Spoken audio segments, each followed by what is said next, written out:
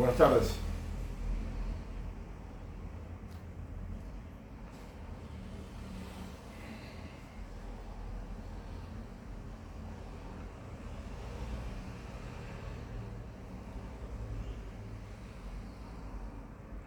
Otro de los temas que tenemos para comentar de la Iglesia Católica respecto de las tarifas que a veces cobran, ¿no?, por los sacramentos o por otros motivos, como por ejemplo el tema de hoy es el tema de las tarifas que cobran muchas catedrales y algunas otras parroquias también en Europa para entrar al templo. Para los turistas e inclusive para los locales, ¿no?, de ese país en el cual está la catedral.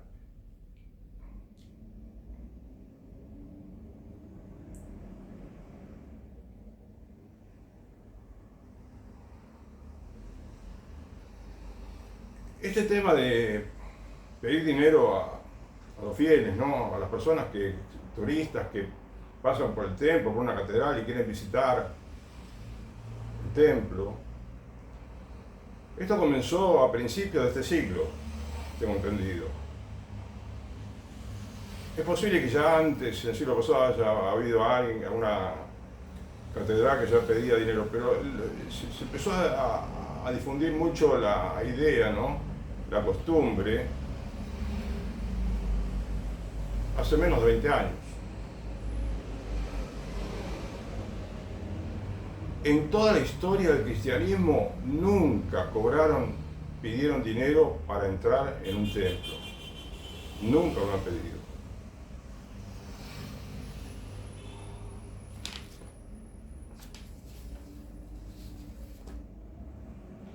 Por eso yo quisiera leerte ahora un canon, ¿sí?, del derecho canónico, en el cual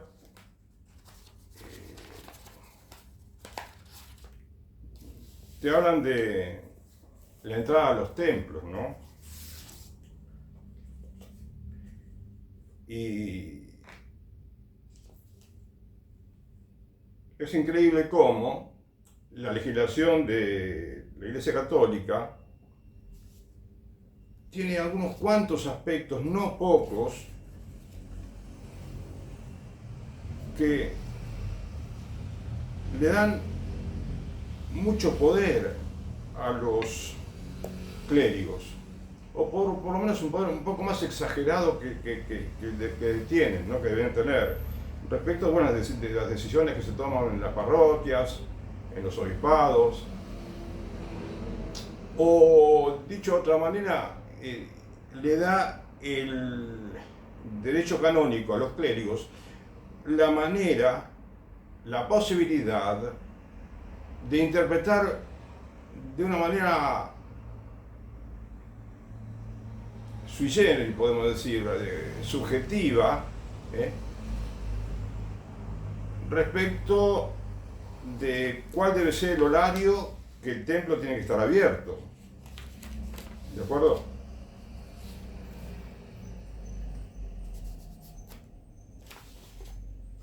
Por ejemplo, el canon 1221, que ya lo leo,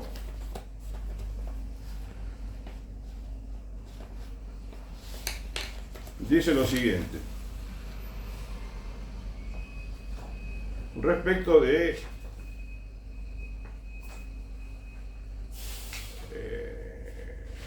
si es gratuita la entrada al templo. A ver, dice 1221, la entrada a la iglesia debe ser libre y gratuita durante el tiempo de las celebraciones sagradas.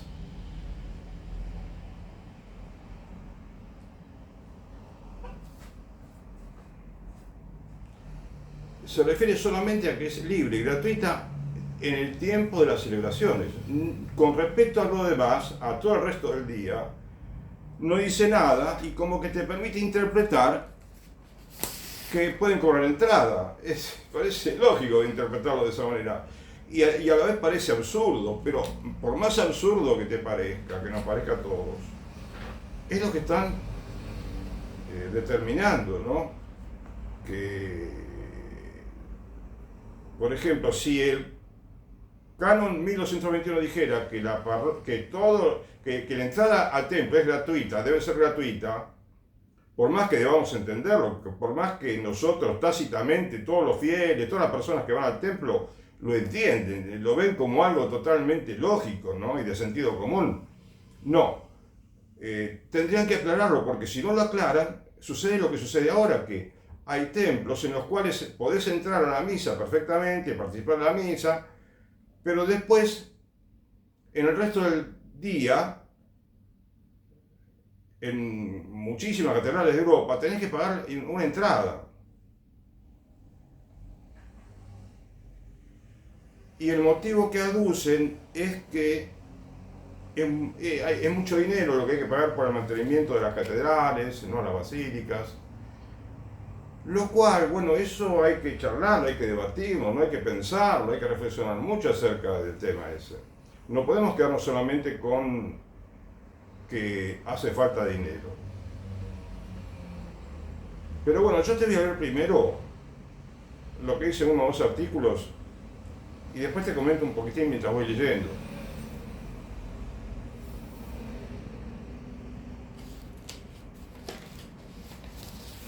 Lo que encuentro en internet cuando busco, y a quien quiera que le guste averiguar sobre estos temas, es posible que, bueno, que como a mí le suceda que va a encontrar muchas, digamos,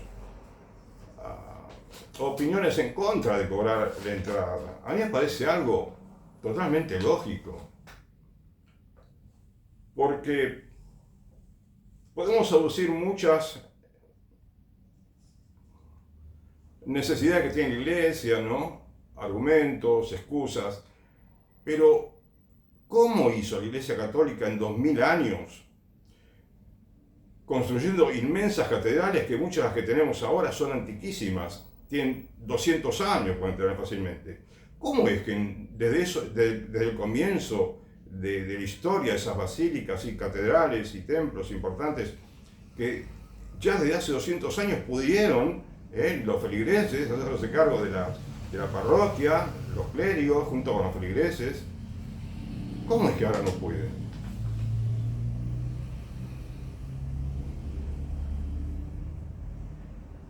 Pero claro, mira, yo te podría leer los artículos, pero te tengo que decir inmediatamente, ¿no? Inmediatamente tengo que decirte, antes de leerte, a veces como me gusta explicarte lo que comentan las notas de los periodistas, que no podemos los católicos, porque nos falta dinero para hablar del templo, primero pedirle al Estado, ¿sí? No podemos pedirle al Estado. Sin embargo, todavía hay países donde el Estado se ocupa de los templos, es increíble. Y no funciona bien, funciona mal, porque el Estado no sabe nada de religión. Así como en la religión no sabemos nada del Estado, la mayoría, ¿no es cierto? No es nuestra vocación de todos los hombres y mujeres del mundo, no es la vocación de todos entender cómo se solucionan los problemas de la religión y del Estado. Es decir,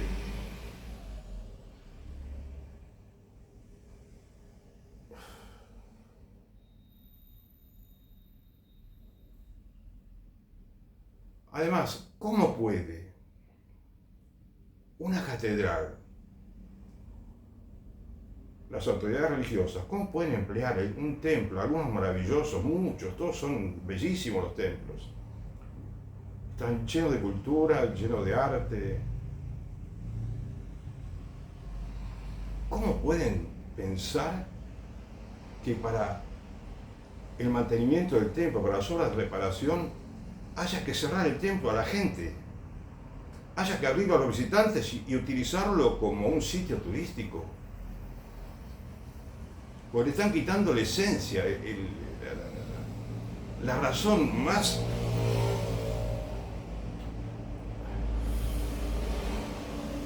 más importante de la existencia, por la cual, la razón más importante por la cual existe el templo.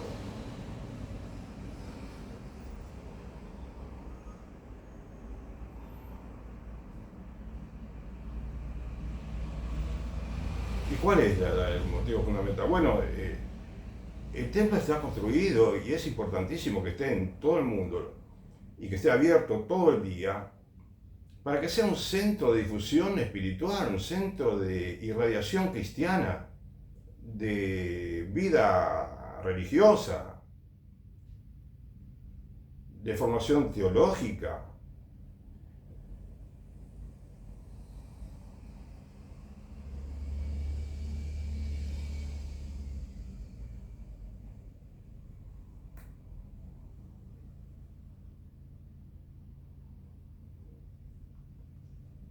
Un lugar donde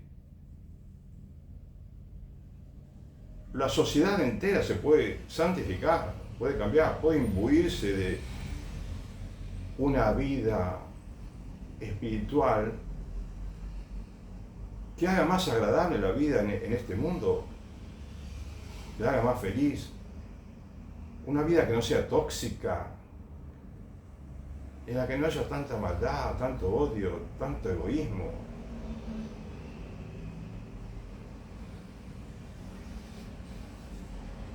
Tanta injusticia, ¿no? Tanta inequidad.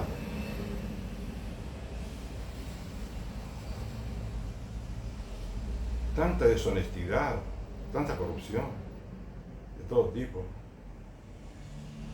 A mí me parece que esta cuaresma que estamos viviendo, ¿no?, del año 2024, es una ocasión importante para que podamos, todos los católicos, y todo el mundo que no sea católico, debería entender, y creo que entiende mucha gente, que es un motivo de, bueno, esta cuaresma para el arrepentimiento, la conversión, la limosna, el ayuno, la oración. Porque lo que va a salvar a este mundo no es la economía.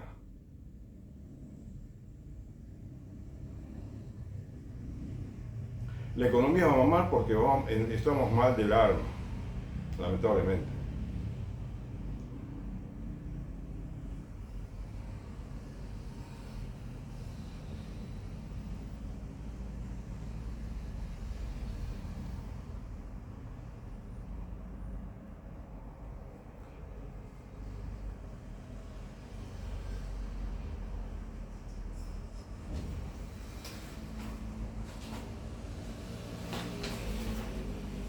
Bueno, hay un español que escribió un artículo en el año 2017 que se refiere a la entrada del negocio de las entradas de la iglesia, dice. Como yo insisto a veces, la entrada a los templos de la catedral, de la basílica, de alguna parroquia, es mejor especificar, ¿no? La iglesia es la institución mundial, la gran institución.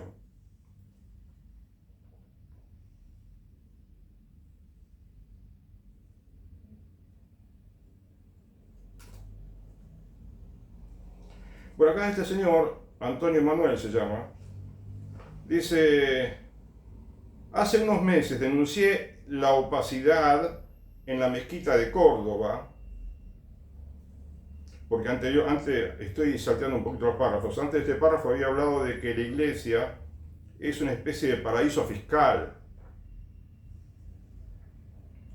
Y entonces dice,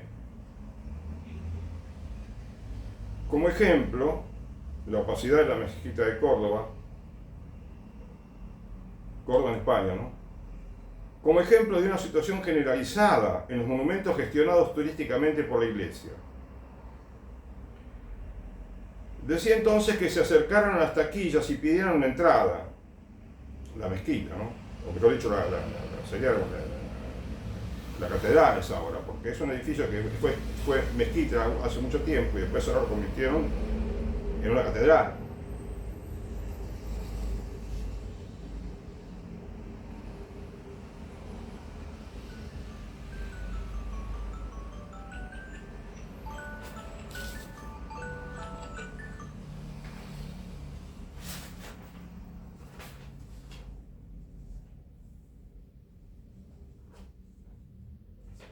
Entonces cuando la gente va, ¿no? Se acerca al templo, dice, es posible que quieran pagar con tarjeta la visita, que puede costar 6 euros, 10 euros, 5 euros, y en un lugar vale 26 euros, como es la Sagrada Familia, o 22 también.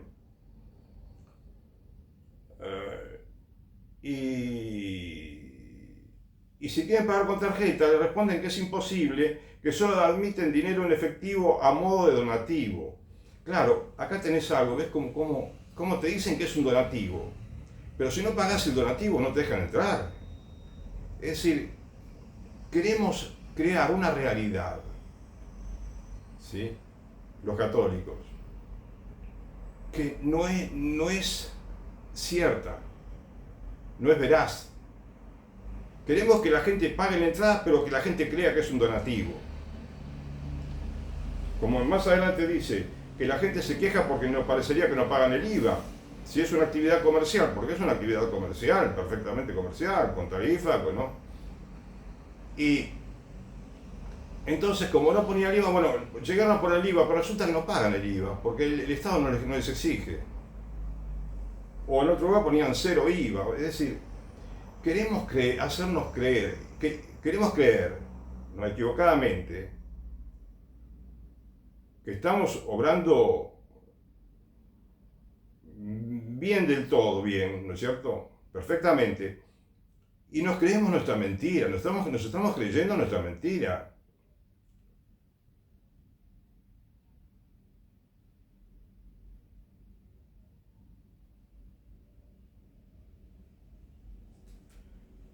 Solo admiten dinero en efectivo a modo de donativo, y entre paréntesis dice, aunque en la entrada no aparezca esa palabra.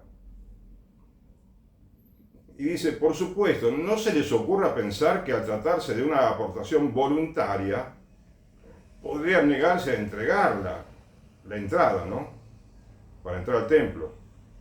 Porque entonces le contestarán que es imposible acceder al monumento sin entrada. Ellos dicen monumento a un templo, ¿no? Monumento histórico. Bueno.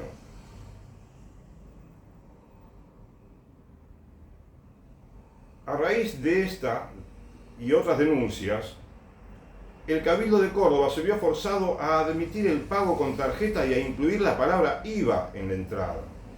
Sin embargo, nada ha cambiado en relación con la falta de transparencia contable y el limbo fiscal del dinero recaudado, que solo se conoce por dogma de fe. Bueno, de una manera irónica lo dice, ¿no es cierto? Como tampoco ha cambiado que cada noche deba cruzar la acera, la calle, para llevarlo a la sede episcopal, quien recauda dinero en la entrada del templo, ¿no? Como tampoco ha cambiado, como te digo, el hecho de que sí, que todas las noches cruzan la calle y como está enfrente de la sede episcopal, ahí dejan el dinero. Porque ahora cambió el sistema y dice, quiere el obispado colocar las taquillas en la misma sede episcopal, para que la gente no tenga que cruzar la calle. Desde la mezquita, lo que le dicen la mezquita, la catedral, hasta la sede episcopal. Con esta maniobra, además de pavonear su dominio, bueno, es la manera como habla este señor, que bueno, a veces no son muy finos cuando hablan, ¿no? O sea, tratemos de, digamos, entender lo que quiere decir esencialmente, más que la manera como lo dice, ¿no? Además de pavonear su dominio y manipular el discurso histórico del monumento, evitarán el paseo de la vergüenza, es decir, que todas las noches, con todo el dinero recaudado, cruzan la calle y lo dejan en el obispado. Pero quizás habla de esta manera y dice esto porque parecería que falta un poquito de claridad en las cuentas. Si todo el mundo sabría, ¿no es cierto?, cuánto se recauda, cómo se emplea el dinero, como te dije ya una vez, los obispados tienen que tener un consejo de asuntos económicos. Cualquier persona que quisiera averiguar, un periodista, un fiel, especialmente los fieles católicos, porque cuando hablamos de transparencia, cuando hablamos de claridad en las cuentas, especialmente para los mismos católicos, que son los que aportan dinero, los que aportan la limosna, los que con sacrificio muchas veces ayudan a la Iglesia Católica y que muchas veces dejan sus legados.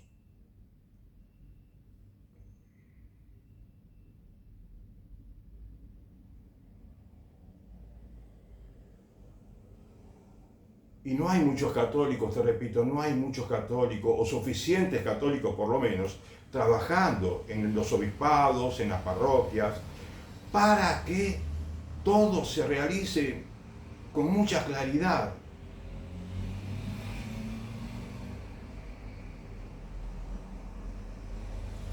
Con mucha perfección, con mucha, digamos, ¿cómo te diría?, exactitud, de manera que cada quien que quiera averiguar cómo están las cuentas del obispado, que pueda ver rendoncito por rendoncito todos los gastos, hasta los más pequeños.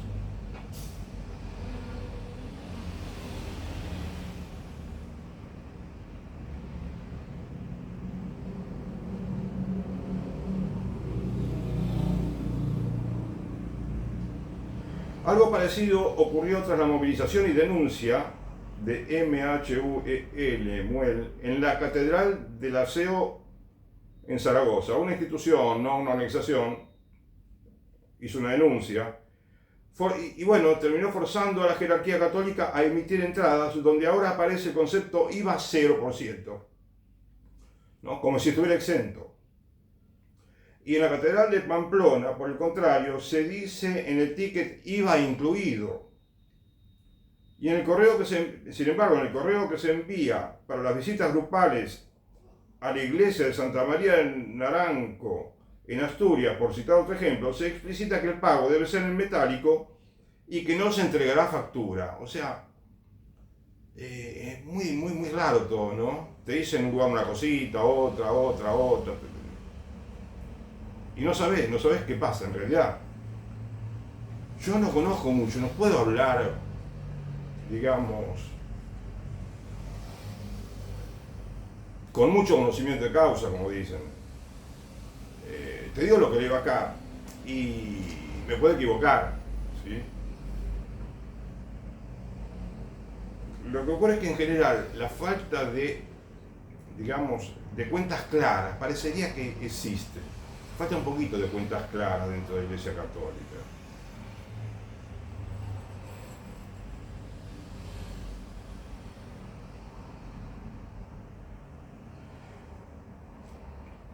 Lo mismo ocurre con la práctica totalidad de los templos que explota comercialmente la jerarquía católica y algunas otras instituciones, ¿no? Solo en el caso de la Mezquita de Córdoba, tomando por buenas la cifra de visitantes turísticos, creyentes o no, que dice el Cabildo, rondaríamos los 15 millones de euros al año. ¿Escuchaste? Solamente la Mezquita de Córdoba recauda 15 millones de euros al año con las visitas de los turistas simplemente, que aporta cada uno una cantidad de euros, ¿sí?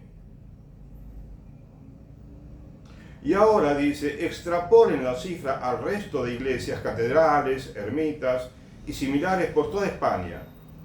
¿De cuánto dinero estamos hablando? Dice, bueno, de mucho dinero, ¿no? Acá no responde la pregunta, pero de mucho dinero.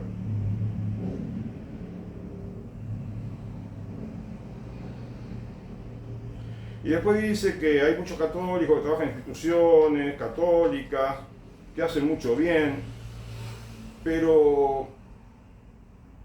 Y él dice que reconoce todo el bien que hacen, pero después dice que con una salvedad, esas organizaciones declaran sus ingresos cumpliendo con sus obligaciones democráticas.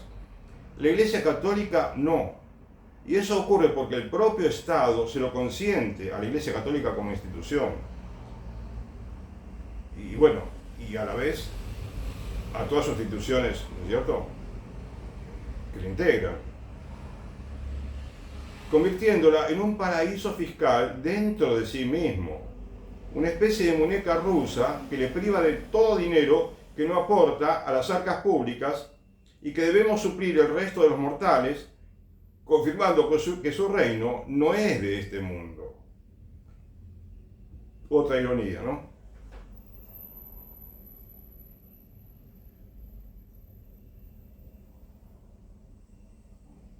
Y acá esta señora hace mención también, porque claro, este hombre conecta lo que está sucediendo con los templos con otras dificultades, ¿no?, con otras situaciones, como vengo comentando, no tan buenas, ¿sí?, en la Iglesia Católica, como la que menciona ahora. Dice, recién aprobada la Constitución española, la primera medida del Estado fue firmar el 3 de enero de 1979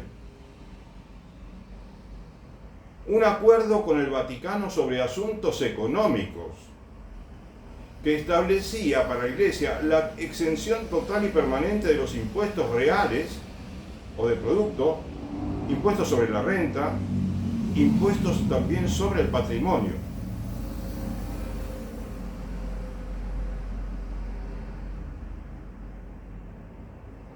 Y una irregularidad que llegó hasta el extremo de generar una queja de la Comisión Europea exigiendo su derogación, digamos, con este concordato, porque cuando yo hablé de firmar el 3 de enero de 1969 un acuerdo, esto es lo que se llama un concordato, es exactamente un concordato. Acá no se llama un acuerdo, pero es uno de los tantos concordatos que se han firmado, que están llenos a veces de privilegios, que no deberían estar allí, en esos concordatos.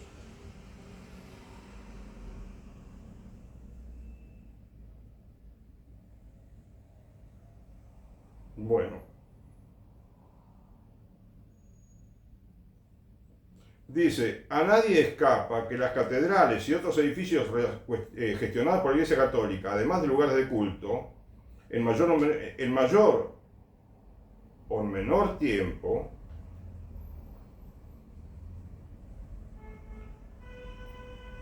en el caso de la mezquita de Córdoba, apenas el 20%. Bueno, está diciendo algo que es increíble, ¿eh? No sé si difícilmente lo entiendas, yo te explico lo que me parece entender a mí. Dice, además de lugares de culto full time o part time, yo te digo en inglés, no lo dice acá, pero es decir, o son lugares, todos los lugares debían ser lugares de culto full time, todo el tiempo lugar de culto. Pero acá, cuando dijo 20%, creo que se refiere a que solamente un 20% del tiempo es lugar de culto. Todo lo demás es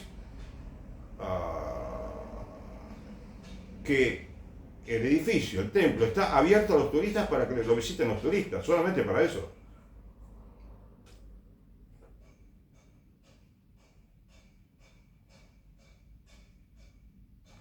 Y dice que son máquinas de generar dinero como consecuencia de su explotación comercial.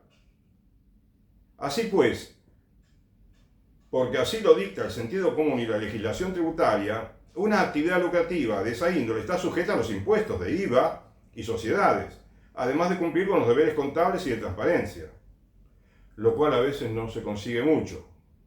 No. Y es tan cierto que cuando la ciudadanía lo exige ante la pasividad imperdonable de la administración, la propia jerarquía católica reconoce que no son donativos, que están realizando una actividad mercantil mediante una estructura organizada e incluye la palabra IVA en las entradas, añadiendo la coletilla de estar exento o de estar incluido. Es decir, no saben qué poner porque la administración tributaria no se lo exige.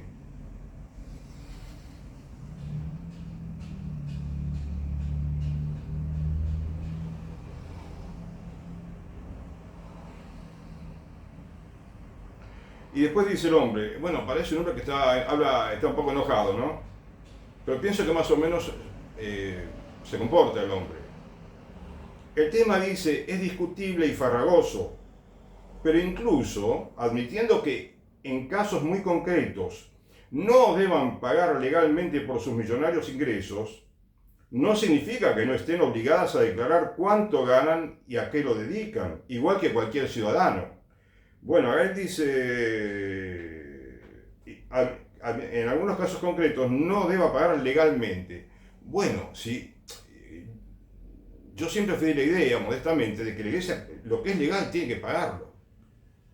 Y la iglesia no tiene ninguna razón para exponer, para exhibir respecto de que no tiene que pagar ningún impuesto que le corresponda, ¿no? Pero dice el hombre acá que también tienen que declarar cuánto ganan y a qué lo dedican, igual que cualquier ciudadano. Pero eso también para los fieles, te repito, los fieles, no nos interesamos por cómo van las cuentas de nuestra iglesia católica. Los laicos, los que vamos a misa y nos confesamos en las parroquias muchas veces, los que vamos un rato a rezar, los que usamos la parroquia todo lo que podemos.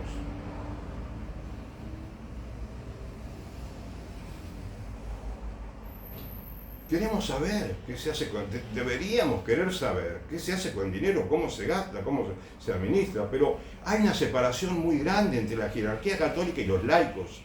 No estamos integrados, falta mucha integración clérigo, laicado,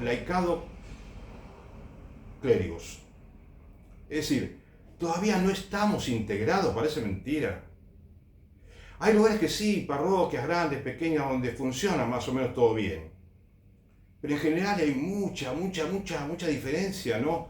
O, ¿cómo te diría? No hay una integración efectiva, fecunda, de todos, ¿no? Y un ejemplo patético es justamente el hecho de que la parroquia tiene un montón de falencias, por ejemplo, el no pagar impuestos, el que se cobran los sacramentos a los fieles, o que está cerrada mucho tiempo durante el día. Entonces, una parroquia que no tiene orden, que no está abierta a un trabajo en equipo, por así llamarlo, a un trabajo entusiasta de todos quienes pertenecen a la parroquia, y que se olviden totalmente del dinero. Bueno, si no existe esa comunidad bien entrelazada por la oración, por el trabajo, por el estudio, por el apostolado, la docencia, hay mucho para trabajar, muchas actividades para hacer en la parroquia, formativas, docentes,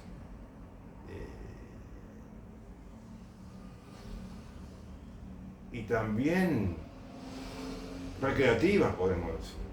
O sea, es como un hogar la parroquia debería ser para todos.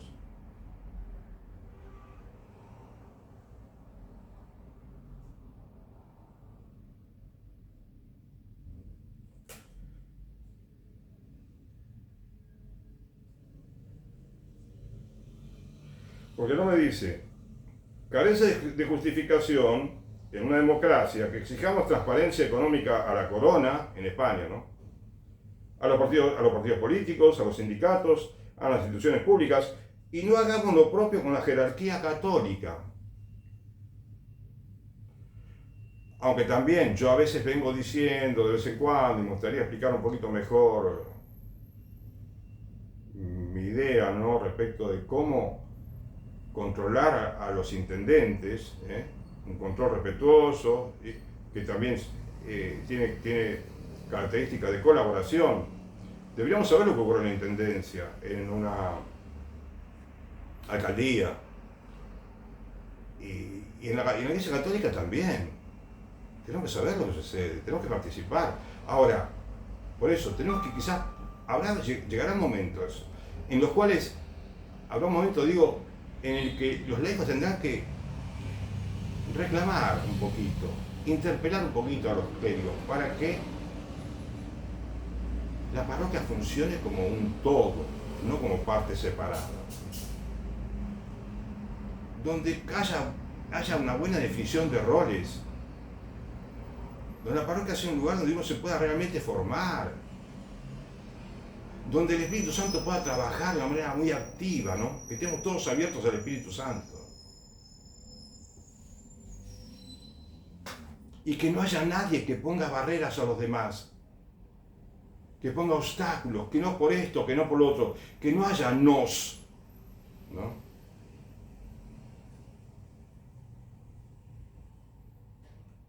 Cuando puede haber un sí perfectamente para muchas cosas.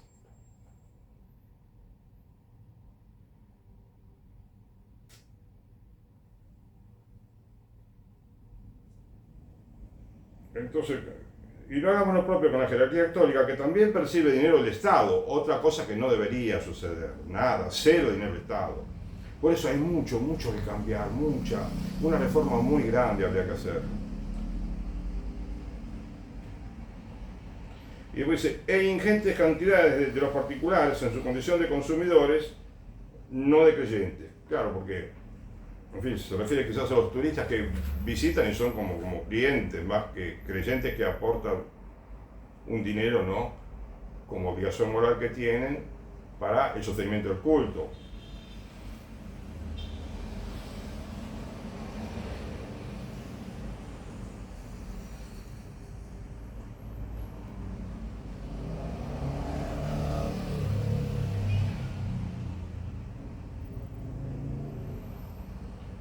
Pero a años luz, salté un poquito, ¿no? A años luz de la jerarquía católica en España, con la complicidad de los poderes públicos que prefieren mantener estos ingresos millonarios en el limbo en lugar de fiscalizarlos. Porque no se trata de moral religiosa, sino de ética democrática y también moral religiosa, ¿sí? Porque no se trata de caridad, sino de justicia fiscal.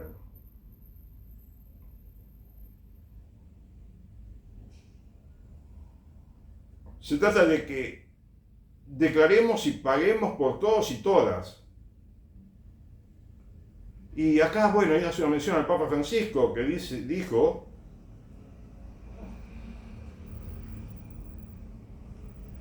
el Papa Francisco, en más de una ocasión él condenó con dureza la corrupción y el pago con dinero negro.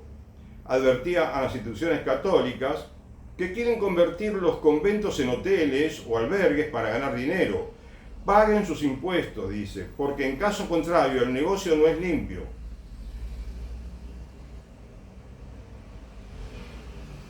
Y el hombre sigue diciendo, el autor de la nota, su mensaje es coherente con la actitud de Jesús de los tobillos sucios que decía, no podéis servir a Dios y al dinero. Es decir, esa es la letra del Evangelio y esa es la letra que tenemos que cumplir a la letra. No podemos interpretar el Evangelio como queremos, ¿sí? Por favor.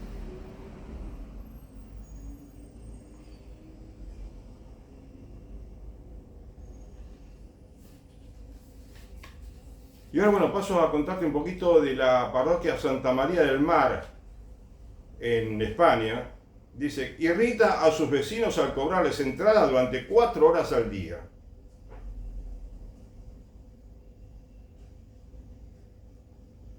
Bueno, este artículo es interesante porque yo siempre quería ver cómo es el mostrador que ponen en la entrada del templo. Acá la foto es muy chiquita, si no te la mostraba. Pero es simplemente un señor que está sentado en el atrio antes de la entrada del templo.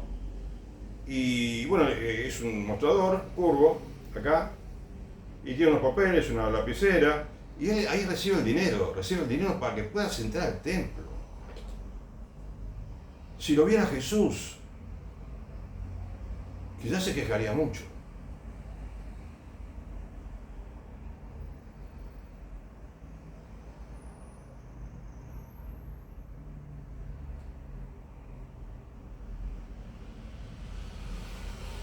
Dice, muchos se quejan de que la iglesia haga negocio y cobre para entrar en el templo entre 5 y 8 euros por persona desde las 13 horas hasta las 17 horas.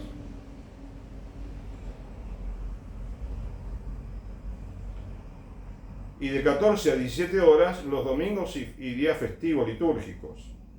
Es decir, durante 4 horas al día. Y no solo deben pagar los turistas, que son el 80% de las visitas, sino también los barceloneses, porque está en Barcelona, pareciera, ¿no? Esta parroquia.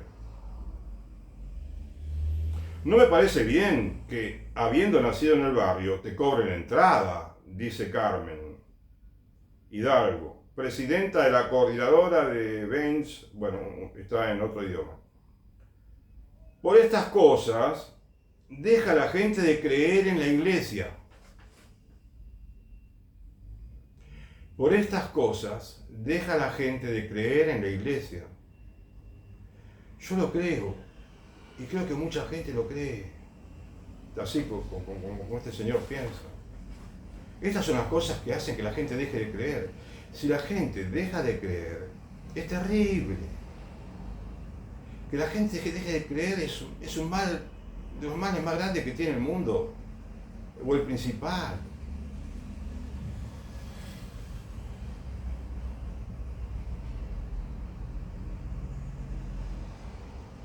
Si la gente deja de creer, deja de ir al templo, deja de rezar,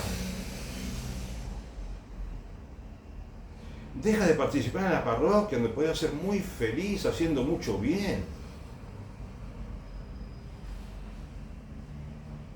deja de practicar las virtudes, deja de creer en la gracia santificante, en los dones del Espíritu Santo, en la infusión de las virtudes que hace Dios, Dios que te infunde las virtudes, si le pedís.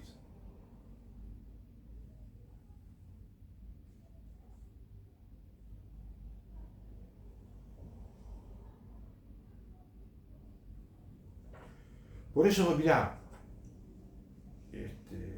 lo más importante que pienso a veces que digo, que leo,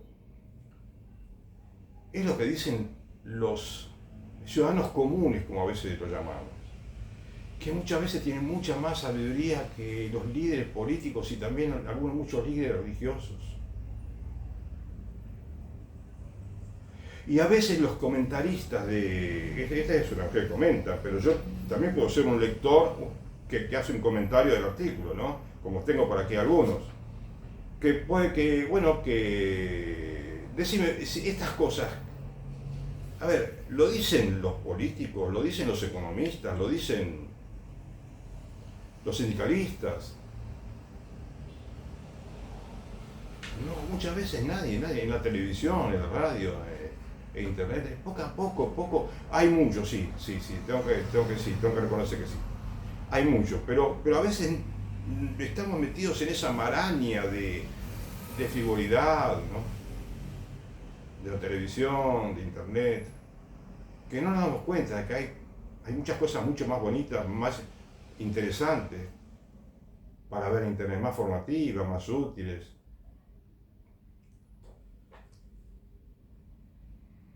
Por eso dice, la gente deja de creer en la iglesia.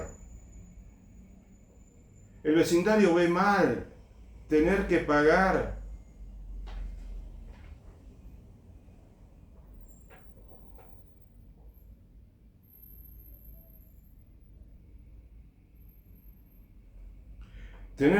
para entrar en la basílica.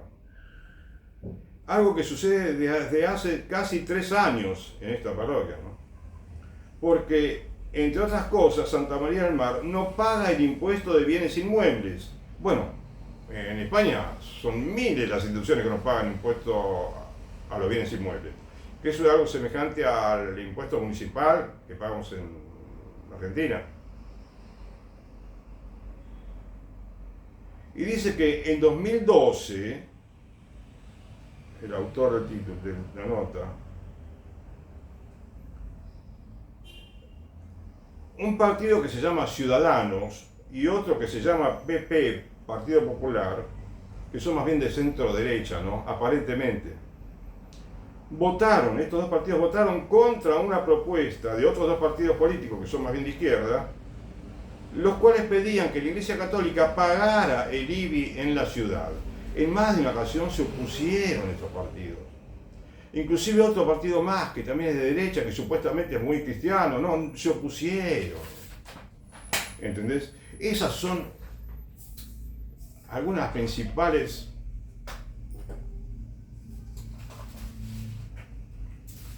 dificultades que tenemos en el mundo para mejorar la situación entre la Iglesia Católica y el Estado.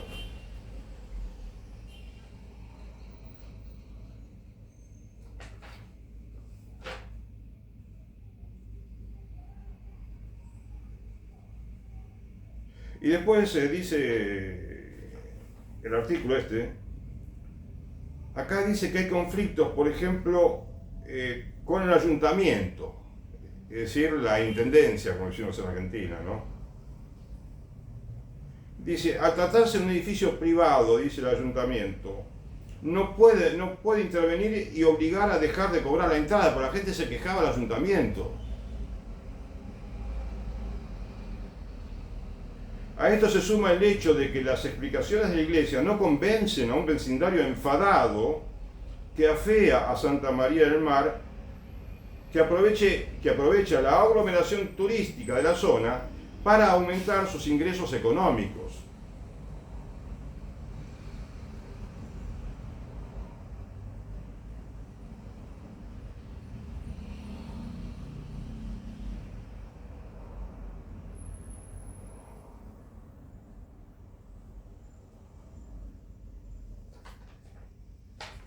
Y exigen pagar para entrar a la misma gente del barrio. Increíble.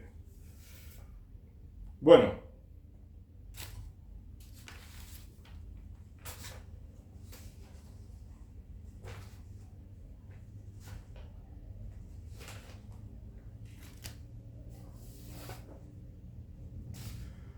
Ahora yo me quiero referir un segundito a una basílica que es prácticamente la más importante de España.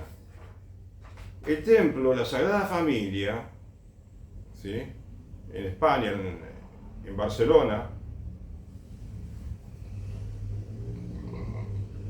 hace muchos años que comenzó la construcción, ahora está casi terminado, prácticamente terminado, pero sigue en construcción, pero ya no quedan pocos años si Dios quiere y lo terminan. Está todo más o menos completo, bien completo, pero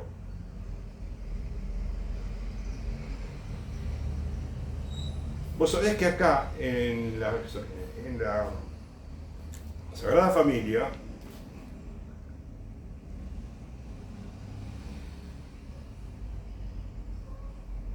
según lo que tengo acá son 22 euros la entrada.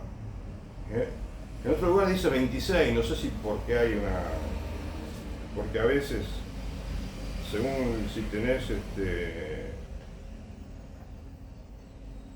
una guía que te dan, algo así, ¿no?, para que puedas conocer todo. Pero, ¿sabes qué ocurre con la Sagrada Familia, esa basílica? Recién yo te leí un comentario que hacía un titular de la nota sobre las entradas. Estuve leyendo que el hombre se refería a que solamente un 20% del templo se utilizaba para el culto, lo cual es lo contrario de lo que tiene que hacer la parroquia. Si la parroquia necesita dinero, que trabaje a full el templo, que trabaje todo a toda máquina. Pero si vos cerrás el templo, es como cerrar todo el edificio. No podés cerrar el templo. Tiene la cripta, sí, ahí se celebran misas, pero igual es poco lo que hacen. Vos sabías que, por lo que a mí me pareció entender, en la basílica, que es la más importante de Barcelona, hay una más grande de España, ¿no? Y que cuando la terminen dicen que va a ser la más alta del mundo, el templo más alto del mundo. Bueno, vos vos decís, pero qué increíble, ¿no? Tanto tiempo construyendo el templo, que va a ser el más alto del mundo, que es increíble, es impresionante, ¿no? Visitarlo. Pero no se, en esa basílica no se realizan bautismos, por lo que pude leer, fíjate si querés en la página de internet, no se realizan casamientos en el templo de la basílica. Por lo que me pareció entender, no hay confesionarios. Durante la semana casi no celebran misas. Casi todo el día está dedicado a los turistas.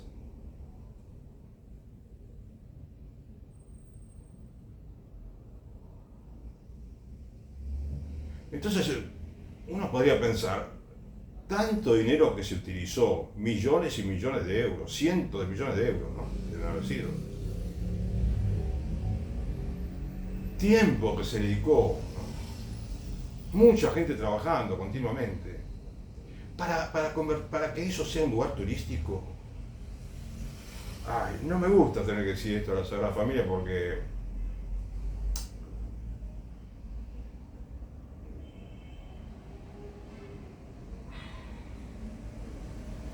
no entiendo cómo pueden no estar aprovechando el templo para que la iglesia crezca. Para que la iglesia crezca, que la iglesia, digamos, progrese, para que no tenga déficit y pueda pagar sus gastos. No tenemos que pensar en el dinero, porque si pensamos en el dinero, es por eso que pasa lo que pasa, sucede lo que sucede, porque si pensamos en el dinero, siempre nos vamos a equivocar.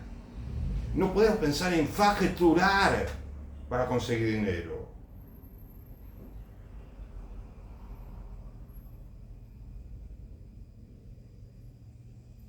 Los clérigos tienen el mandato de bautizar a todo el mundo, el que está bien preparado, a conquistar discípulos, a predicar a toda la creación el Evangelio.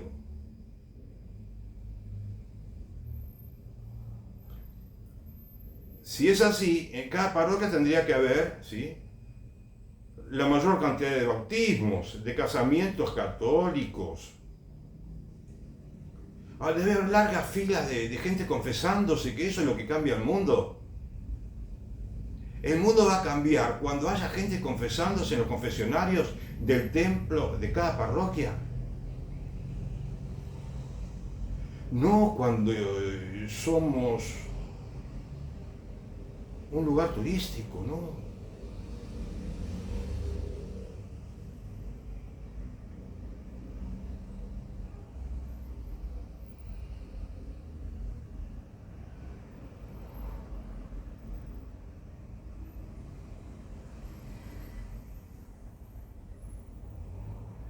Yo te puedo decir que no se realizan bautismos porque hablé por teléfono hace unos poquitos años a la Basílica de la Sagrada Familia y me atendió un señor que creo que era arquitecto.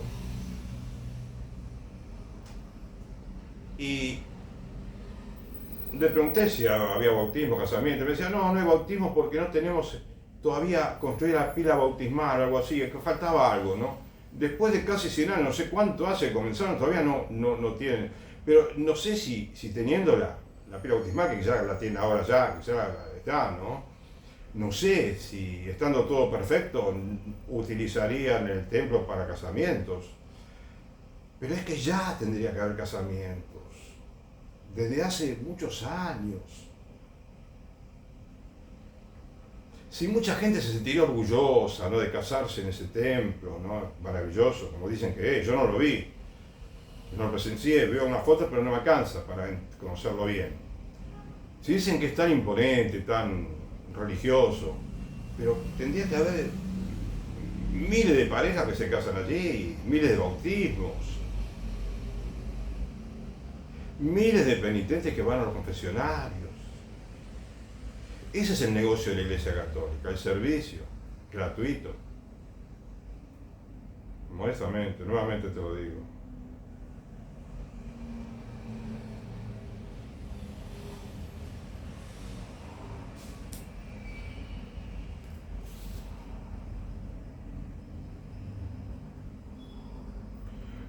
Porque mira, lo que tenemos que hacer me parece que es no razonar de una manera monetaria, ¿no es cierto? No tenemos que razonar, pensar a la iglesia de una manera desde el punto de vista financiero. No somos una empresa que vende.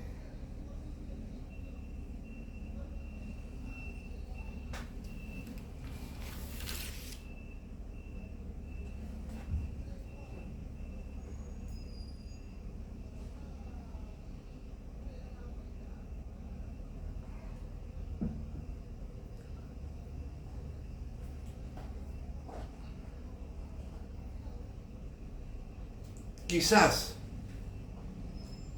tenemos que hacer como ya te vengo diciendo, ¿no?, de hace tiempo, respecto del derecho canónico, entre varias cosas, que ya tenemos que pensar cuáles son las razones profundas por las cuales a la iglesia a veces le falta dinero. Porque parece mentira, le falta dinero cuando más dinero está recibiendo.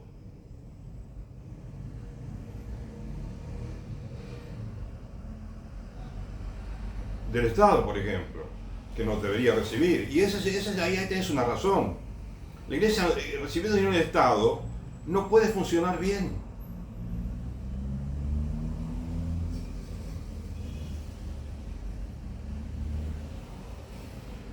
Mira, yo te quiero mencionar algunos cánones del derecho canónico, como ya algunos ya lo he mencionado, pero quiero mencionarte varios de ellos, si Dios quiere ahora, para que tengas una idea de cómo el derecho canónico está pensado para darle más poder de la cuenta a los clérigos.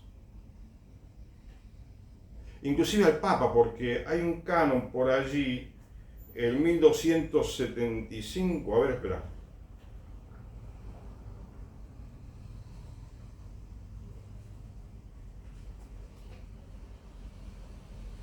No, el 1273.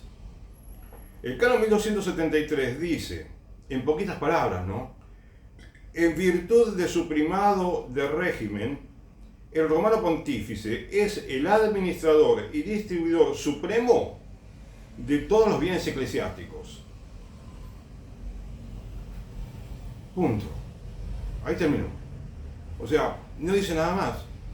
No explican un poco mejor esto. Me parece que podría haber un poquitito de democracia. Un poquito de ampliar un poco el ámbito del poder del romano pontífice, que incluya, a modo de consulta por lo menos, algunos laicos. Seguro que sí, religiosos, obispos, cardenales, curas, y también algunos laicos. No digo muchos, pero que haya una especie de consejo, no de consulta.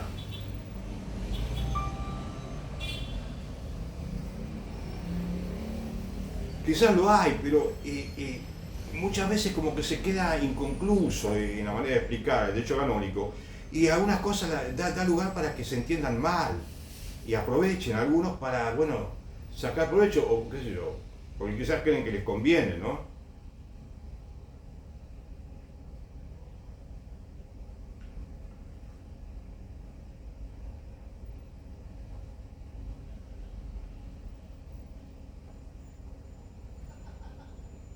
Por ejemplo, el canon 937.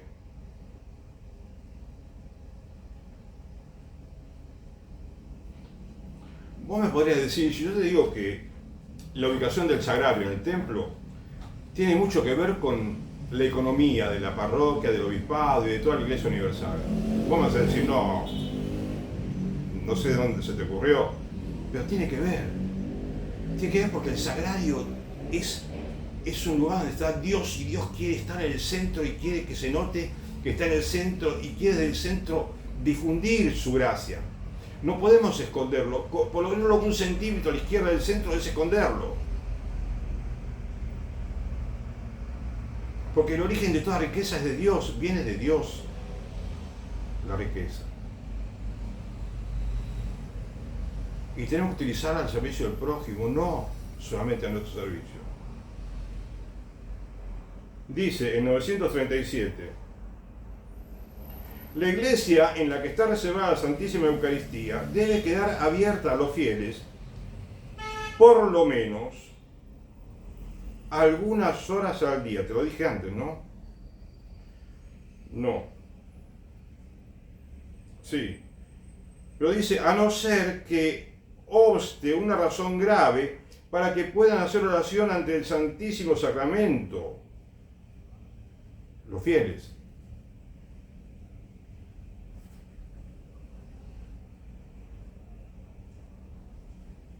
Claro, yo había leído el 1221 antes. ¿Ves?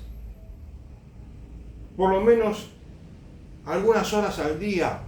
Esto, mirá, en el 1221, ahora me doy cuenta, también, a ver.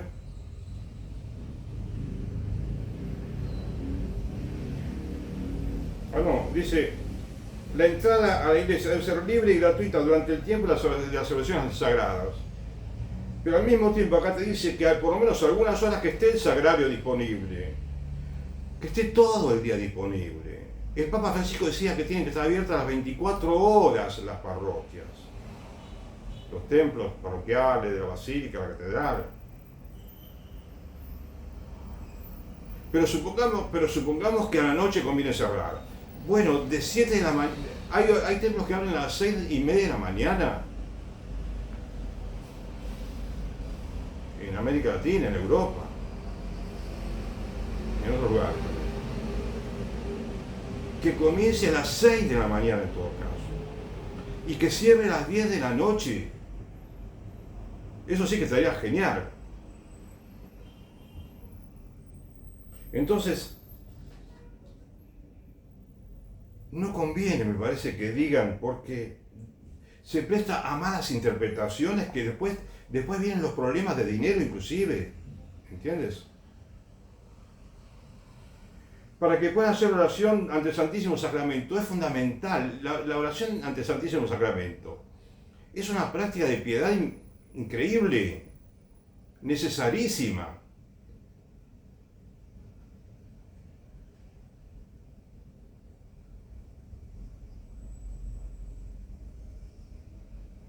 Acá dice también, claro, abierto a los fieles algunas horas del día. Y también te quería decir, y no me di cuenta antes, que el sagrario tiene que estar en el centro, porque lo cambiaron de lugar muchas veces ahora. ¿Por qué? Mirá, el canon 938, ¿sí? En el párrafo 2, dice, el sagrario en el que se reserva la Santísima Eucaristía ha de estar colocado en una parte de la iglesia u oratorio verdaderamente noble, destacada, convenientemente adornada y apropiada para la oración. Bueno, no dice que tiene que estar en el centro, ¿me entendés? Entonces lo colocan en lugares inverosímiles, en las parroquias, en muchos templos, inclusive en los pequeños oratorios, capillitas, lo ponen en un rincón.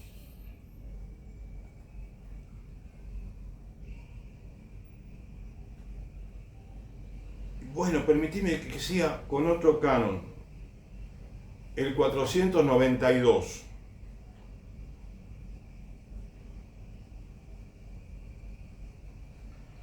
En el canon este se refiere a que en cada diócesis ha de constituirse un consejo de asuntos económicos presididos por el obispo, en el obispado, ¿sí? En el obispado. Consejo de asuntos económicos para trabajar con el obispo, es un órgano consultivo del obispo y son laicos, tiene que haber laicos allí, ¿no es cierto? Puede haber un cura o dos, pero sería bueno que haya laicos suficiente cantidad de laicos, ¿sí? Por más que el obispo quiera poner cura, que haya suficiente cantidad de laicos.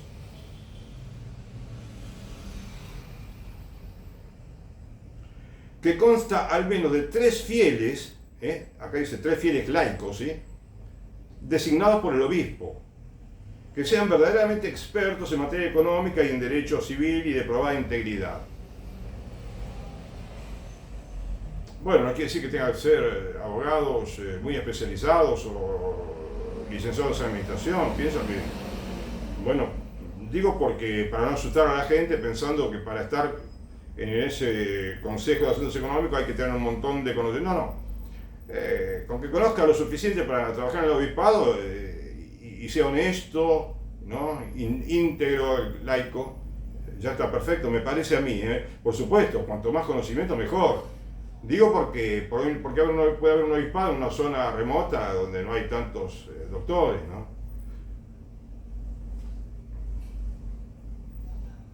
Bueno, sí, por supuesto.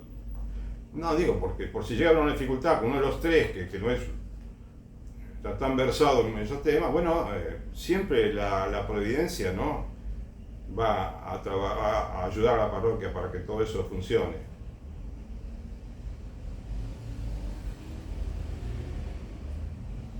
Y dice,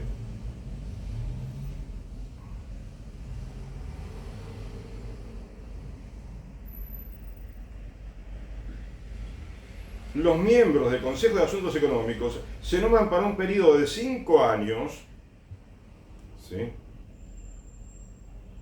De 5 años, pero transcurrido ese tiempo pueden renovarse el nombramiento por otros quinquenios, que yo comenté ya una vez, que el obispo, si quiere quedarse toda la vida con el miembro del Consejo de Asuntos Económicos, con ese laico, ¿no? Bueno, con 4 periodos que lo reelige son 20 años. Y creo que debería haber un poquito ahí de posibilidad de que otros laicos ingresen, que no esté siempre el mismo laico, los 3 mismos.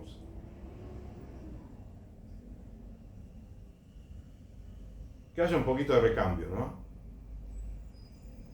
La posibilidad. Y se debe nombrar, y también dice en el canon 494, el obispo nombrará a un ecónomo para 5 años,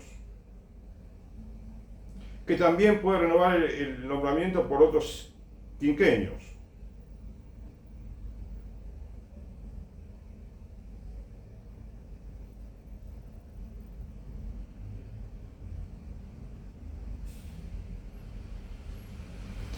Bueno, por eso, este es otro aspecto que me gustaría que vos, digo, que el derecho canónico, vos vas a decir, bueno, ¿por qué, Carlos, vos pensás que esto es demasiado poder para el obispo? Bueno, me parece que podría haber un poquitito más de, ¿cómo te diría?, de posibilidad de participación de otros laicos en consejos económicos, pero además, que empiece a funcionar en muchos obispados porque creo que no funciona. Cuando se descubrieron tramoyas de obispos que parece que tenían muchísimo dinero y nadie sabía qué hacía con el dinero y sin embargo se descubrió que había casos de corrupción. Tenía que ser necesariamente porque no tenían consejo de asuntos económicos.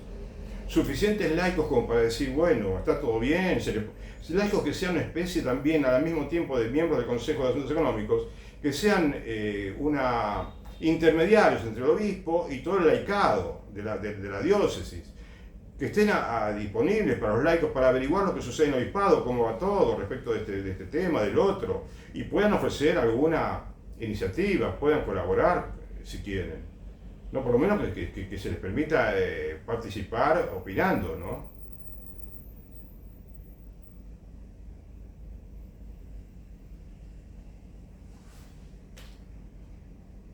Y después tenemos el canon 952. En este canon se refiere a que los obispos de la región tienen que reunirse una vez por año para determinar entre ellos, todos juntos, van a determinar cuáles son los importes en dinero que se le va a pedir a los fieles por las intenciones de las misas, porque tienen precio increíble. Otra de las cosas que tienen que desaparecer de la iglesia, por Dios. No podemos, porque si está mal pedir un dinero específico por una intención de la misa, para colmo, está más mal todavía que esté reglamentado y que se tengan que juntar los obispos una vez por año, dejar todo lo que están haciendo para juntarse y determinar, bueno, en la diócesis, en las parroquias de la diócesis, cuánto le van a pedir los párrocos o los curas a la gente, a quien está en la secretaría, si quiere pedir la misa que se rece por una intención. Nada. Lo dijo el Papa, nada. Y no es que el Papa lo dijo porque se le ocurrió al Papa Francisco. Está en el Evangelio. Entonces yo creo que este es un abuso de poder que se le ofrece al clérigo. Abuso de autoridad, si querés, o abuso de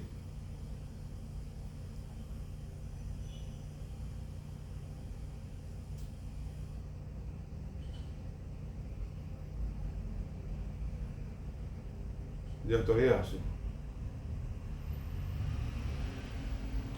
O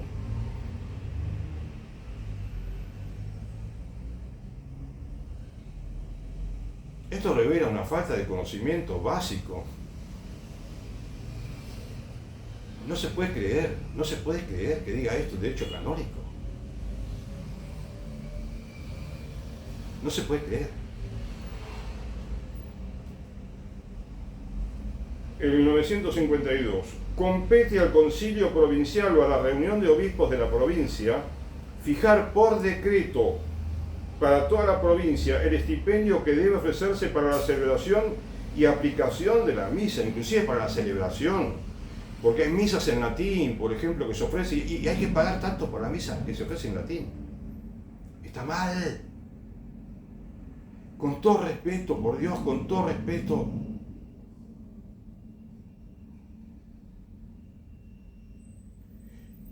Y después dice algo que no tiene sentido, porque todo lo que vos le podés agregar a esta reglamentación no tiene sentido porque parte de la base de que es totalmente equivocado.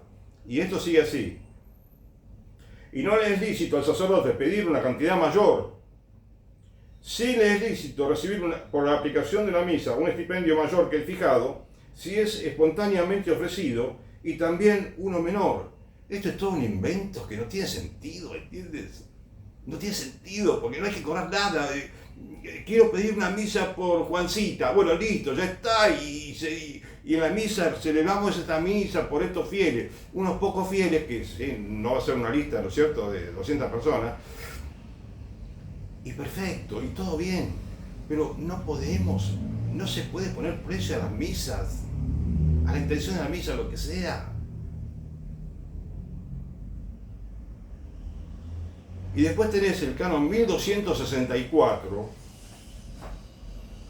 exactamente lo mismo, ¿no?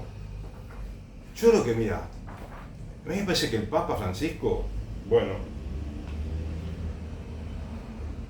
no quiero hacer muchos comentarios del Papa Francisco porque, bueno, quiero respetarlo muchísimo al Papa, me parece que el Papa hay que rezar por el Papa todos los días, pero me parece, ¿no? Me parece que el Papa comprende lo que yo digo. El Papa sabe esto, porque él mismo lo dice.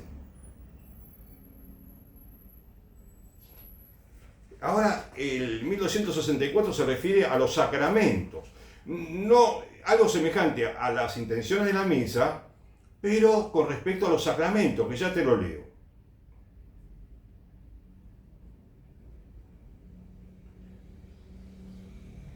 A no ser que el derecho disponga otra cosa, corresponde a la reunión de obispos de cada provincia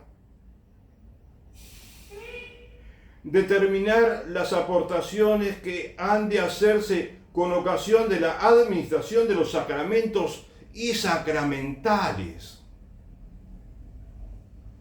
Yo te lo había leído en otro video, lo leí esto en otro video, pero escúchame, por lo menos una vez más quiero decírtelo. Esto no tiene gollete. Todos los laicos deberíamos estar, cualquier persona, cualquier fiel, cualquier ciudadano, cualquier fiel de cualquier otra religión, tiene que saber que no se puede cobrar. Es algo de sentido común. Me parece que quizá me pongo un poquito así efervescente, ¿no? Pero esto es de sentido común. para el que conoce un poco el Evangelio, mínimamente el Evangelio, es de sentido común. Y después decimos que no tenemos para pagar el arreglo de los templos.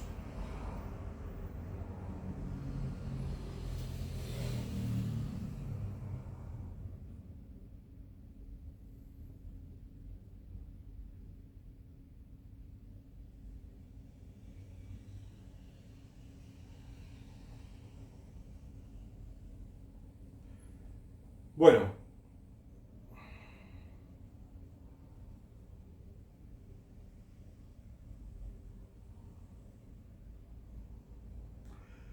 y quizá el último canon así respecto del tema que estoy hablando ahora, podría ser el 511, el que yo te comento ahora, que se refiere, es semejante al de asuntos económicos, pero que se refiere en este caso al consejo pastoral, ¿sí? Que son un pequeño grupito de personas que en lugar de especializarse en asuntos económicos, bueno, esta gente trata asuntos pastorales, religiosos, ¿sí? Que a veces yo decía como que tiene que ver con la docencia, con la liturgia de la misa, ¿no? Con la catequesis, el canto en la misa, todo lo que tiene que ver con lo religioso, concretamente. Y pastoral, por supuesto, por eso se llama pastoral.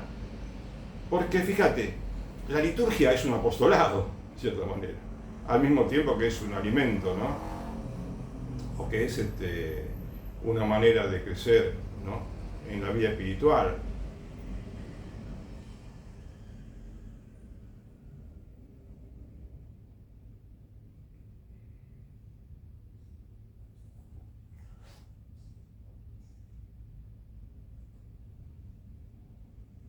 El 511 dice del consejo pastoral, ¿no? En la medida en que lo aconsejen las circunstancias pastorales, se constituirá en cada diócesis un consejo pastoral al que corresponde, bajo la autoridad del obispo, estudiar y valorar lo que se refiere a las actividades pastorales en la diócesis y sugerir conclusiones prácticas sobre ellas.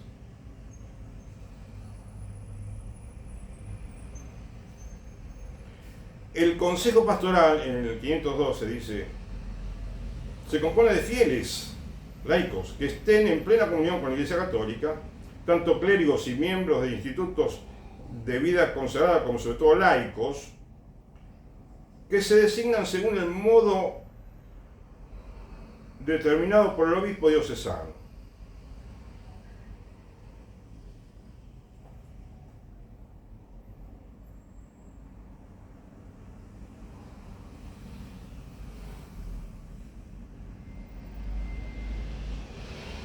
Bueno, ¿ves?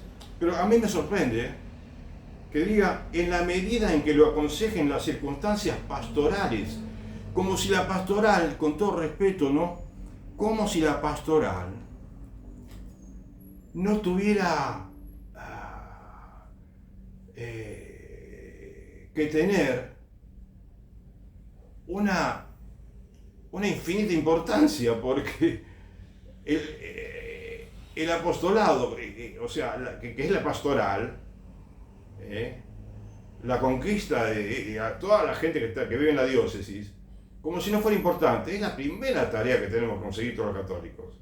Entonces, no nos podemos pensar si conviene, que si conviene o que si no conviene, que si las circunstancias, en todos los lugares se dan circunstancias perfectas, buenísimas, para que pueda haber un consejo pastoral, con toda modestia, porque yo no soy clérigo, no puedo decirle al obispo cómo tiene que hacerlo, a la Iglesia Católica. Te digo que lo pienses y que lo medites. Porque hoy en día lo que está faltando en el mundo es apostolado. Apostolado y formación católica.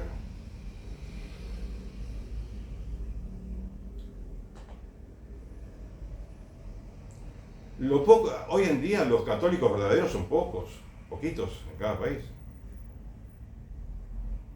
Muy poquito casi podría decirte.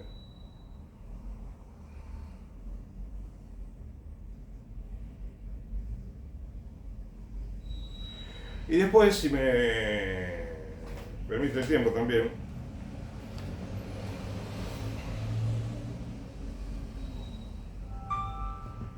Bueno, me parece importante comentarte el tema de los salarios, ¿no? Yo te había dicho ya una vez, leí acá en algún video,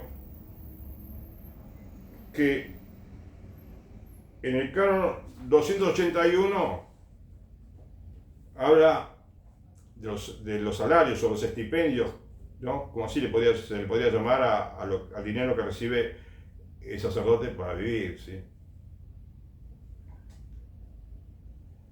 Los clérigos dedicados al ministerio eclesiástico merecen una retribución conveniente a su condición, teniendo en cuenta tanto la naturaleza del oficio que desempeñan como las circunstancias de lugar y tiempo, de manera que puedan proveer a sus propias necesidades y a la justa remuneración de aquellas personas cuyo servicio necesitan.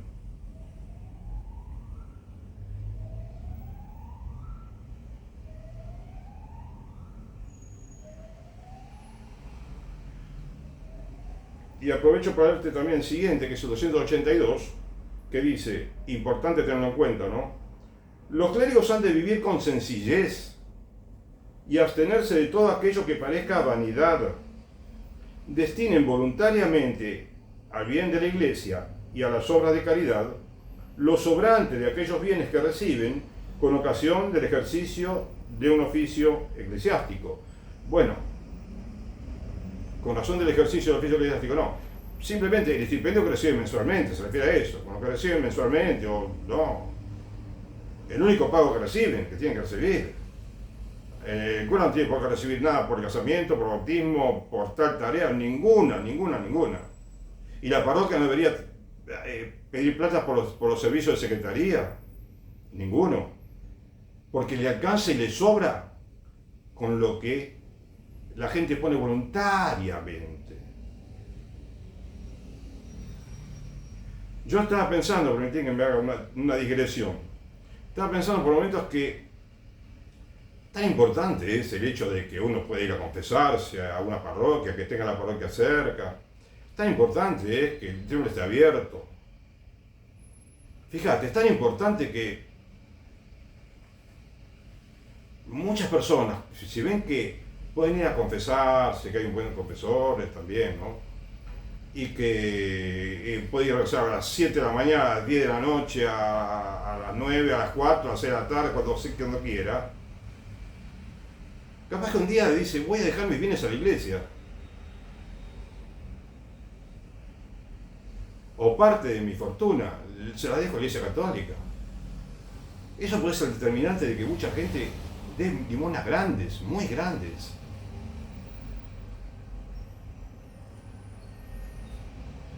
Creo que tenemos que valorar el trabajo del sacerdote, los laicos y los sacerdotes mismos también, quizás no saben el poder que tiene la confesión en ese habitáculo de madera que es maravilloso. Es lo mejor del mundo, me parece. Y bueno,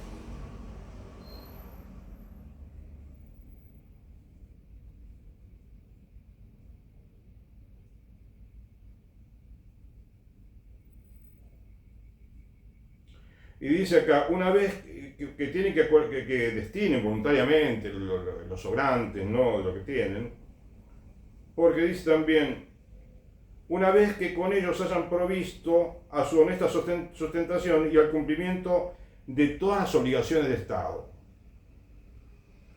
Bien. Bueno, entonces fíjate, acá hay algo que tener muy en cuenta. No olvidemos por lo demás que el derecho canónico, si bien puede tener algo, mucha sabiduría incluida y muchas nociones buenísimas, la principal regla del católico es el Evangelio. El Evangelio es de donde sale el derecho canónico, y el Evangelio es la palabra máxima, la Constitución. Así, lo que la Constitución debería ser para la democracia, digo yo, porque a veces no siempre hablan de verdaderos derechos. Bueno, el Evangelio no es para la Iglesia Católica, y también debe ser la Constitución de los políticos, los jueces, los ministros, los gobernadores, presidentes, todo, todos los ciudadanos del Estado, el Evangelio.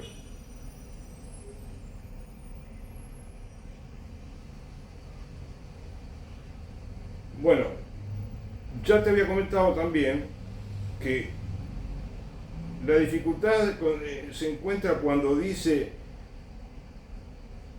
todo lo que necesita para vivir, ¿no?, para proveer a sus propias necesidades y a la justa remuneración de aquellas personas cuyos servicios necesitan. No, el Evangelio no dice así.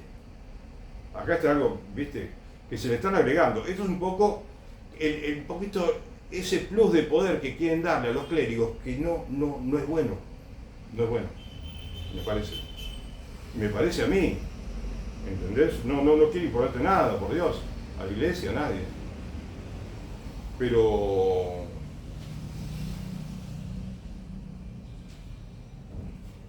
te lo digo más porque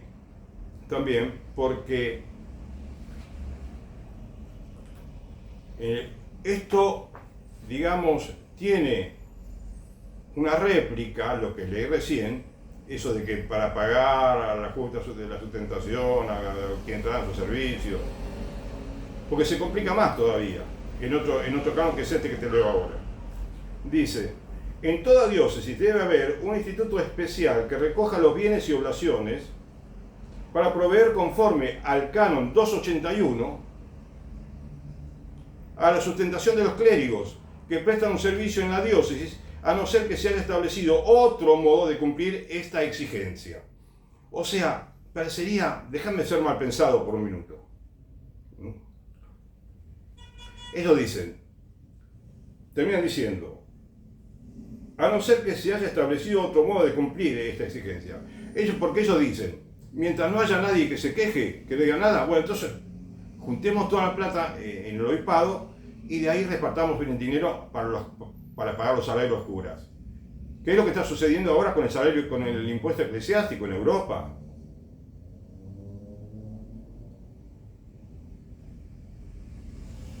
Que quizás ahora se me hace muy tarde para explicarte, pero eso produce un desorden tremendo en la vida de la Iglesia Católica. Por eso están los problemas económicos, por eso la parroquia no crece. La parroquia no crece. Porque si todo el dinero, esto es algo que, digamos, parece descabellado, desopilante parece. Que recoja los bienes y oblaciones para proveer conforme al canon 200, como si todas las parroquias deberían darle dinero a la diócesis, al obispado, a ese instituto creado por el obispado, y que ese instituto se encargue de pagar a todos los sacerdotes. Eso está sucediendo ahora con el impuesto eclesiástico, que es un desorden descomunal, es una pérdida grandísima de dinero, y está provocando que los fieles dejen de creer, porque ya ¿cómo van a creer los fieles? Si hay de todo, está lleno de problemas la organización y la administración de la Iglesia Católica. Porque esto desordena la organización. Es un organigrama intrincado que está creado simplemente para dificultar la actividad apostólica y formativa de los católicos. ¿Cuántas veces comenté que en cada parroquia, de la parroquia no sale ningún centavo para pagar nada del Estado, que no sea cumplir con la ley? Tiene que cumplir con todo lo que pide el Estado, cualquier persona, cualquier propiedad que haya alrededor de la iglesia. Y la iglesia no tiene que recibir un solo centavo de subsidio de nadie, del Estado, ¿no? Salvo, bueno, los contribuyentes católicos y algún benefactor, sí, que simpatiza, suponete, con la Iglesia Católica, con la parroquia. Pero, entonces, si la parroquia, cada parroquia del mundo, de las miles de parroquias que hay, recibe la limosna, ¿no?, que deja la gente semanal, quincenal, mensualmente, ¿no?, en una alcancía, la única que hay, ¿no es cierto? O por medio de pagos, ¿sí? Para que le eviten tarjeta de débito, pagos mensuales. La gente que se organice como quiera. Voluntariamente dice, pues yo voy a dar tanto, esta vez doy esto, a la otra vez, a la semana siguiente lo que me parece y así. Bueno, con ese dinero se junta mensualmente. Hay que pagar todo, se puede pagar todo. Se pueden pagar los gastos, los impuestos, los salarios de los sacerdotes, se puede ayudar a los pobres, se puede mandar dinero al obispado. Todo. Pero todavía no comenzamos, no hemos comenzado todavía con el sistema. Que es lo más lógico del mundo, lo más sencillo. ¿O te parece que es mejor que el Estado le descuente una parte de los impuestos a cada católico y que ese dinero vaya todo a una burocracia grande para que ese dinero vaya a los obispados o a las conferencias episcopales y que de ahí se reparta el dinero después a todo el país para pagar el salario del cura? Porque vos fíjate que lo que hacen con el impuesto eclesiástico más de una vez es aprovechar toda esa masa de dinero para pagar los salarios que los estandarizan. No, ya no es el salario que cada parroquia determina según las circunstancias, como dice acá y todo. Y principalmente de acuerdo con la necesidad específica de cada sacerdote.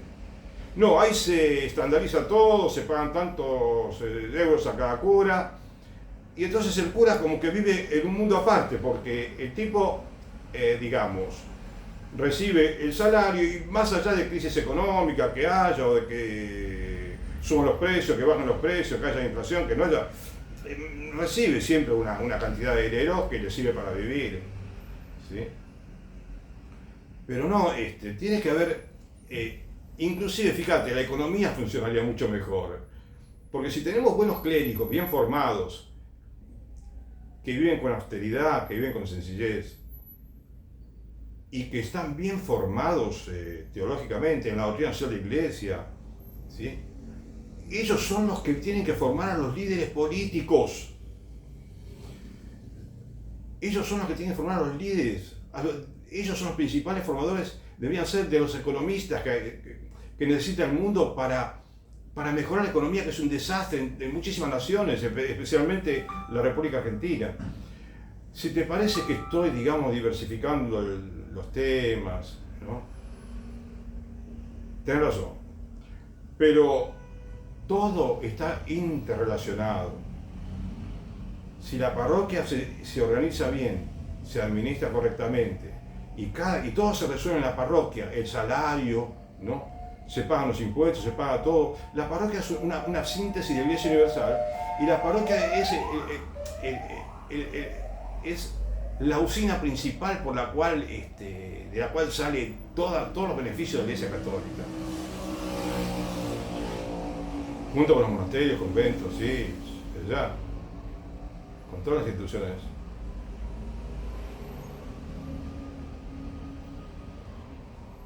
Bueno, yo te leo ahora el último canon,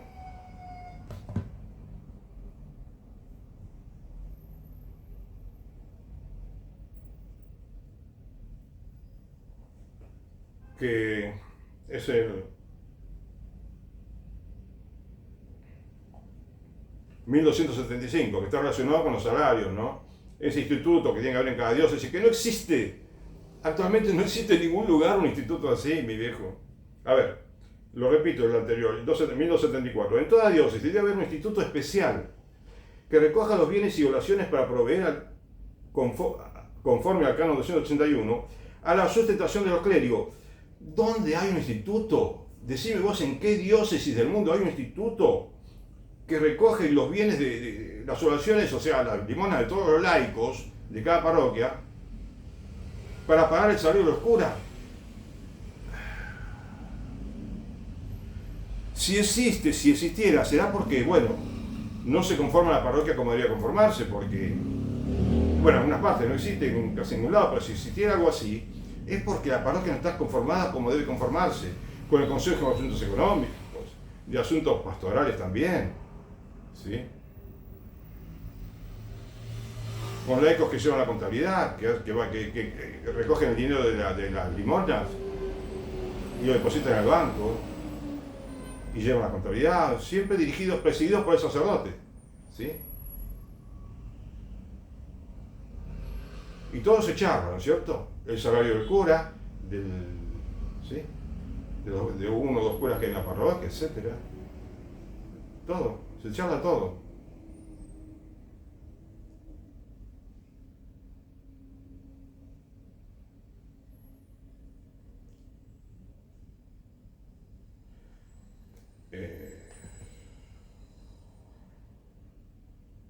Me hubiese gustado hablar con un poco más de orden, ¿no? Pero bueno, tuve que improvisar un poquito.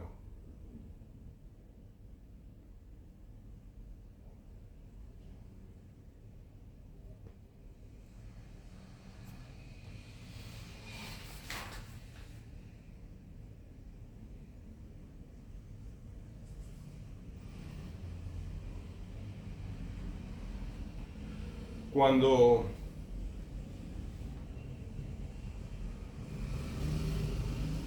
hablábamos de lo que cobran en las parroquias, en Europa, las catedrales, algunas basílicas, y ahora en Estados Unidos parece que comenzaron también.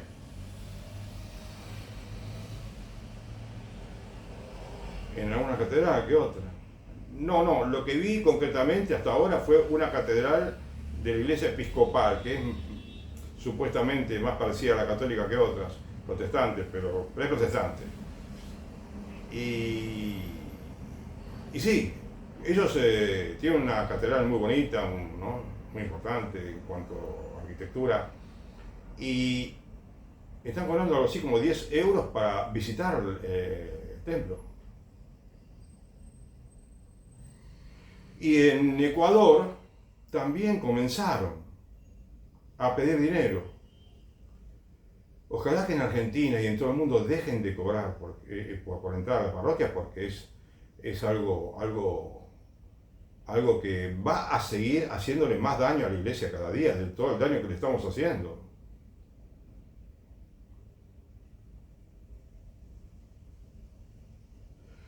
Una de las desventajas, ¿no?, de tantas que tiene el cobro de entradas, es que es segregacionista esa medida. Mucha gente que no tiene ni siquiera 2 euros, 1 euro para pagar, no puede entrar, pero que no puedas entrar a rezar un poquito, eso no deberías permitirlo como laico, en el sentido de que tendrías que ir a interpelar a los obispos para que cambien de idea y quiten esa costumbre.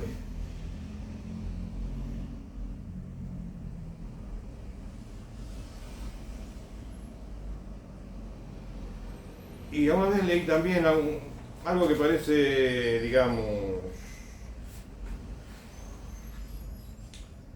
parece no tan cierto, ¿no? Pero que tiene algo de cierto, lamentablemente. Que dice que la iglesia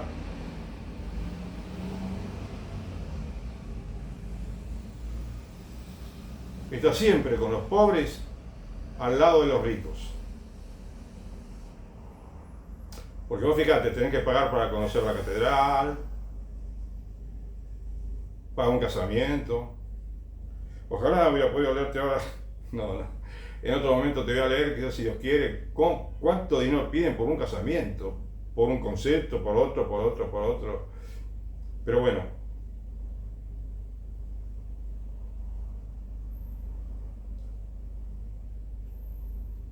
Ojalá que esta cuaresma nos sirva a todos para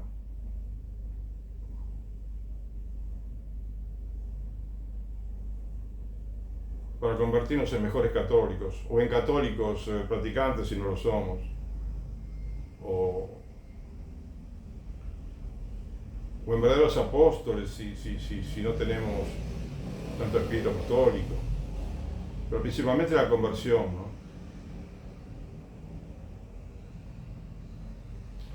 Gracias. Que Dios te bendiga.